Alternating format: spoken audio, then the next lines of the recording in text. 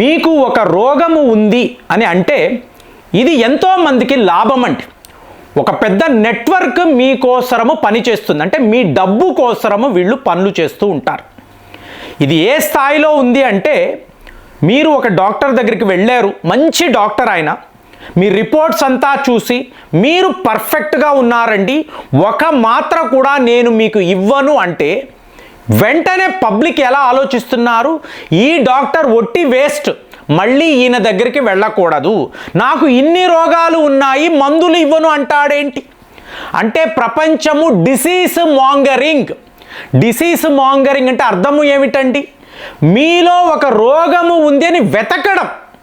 ఇప్పుడు అక్కడెక్కడో పుతిన్ గారు కాళ్ళు ఇలా ఊపుతూ ఉంటే రెస్ట్లెస్ లెగ్ సిండ్రోమ్, ఈయనకి ఈ రోగము ఉంది, మీరు చాలా చాలా బిడియం అంటే మీకు సిగ్గు ఎక్కువ, ఏమంటున్నారు సోషల్ యాంగ్జైటీ డిజార్డర్.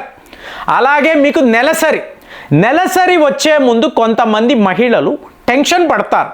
సో దీన్ని ప్రీ మెన్స్ట్రల్ డైస్ఫోరిక్ సిండ్రమ్ అంటే మీకు మామూలుగా వచ్చే మీ తత్వము దీనిని ఇవాళ రోగముగా మార్చారు. దాంతో ఏదో ఒక రకంగా డిసీజ్ మాంగరింగ్ అనేది పెరిగింది.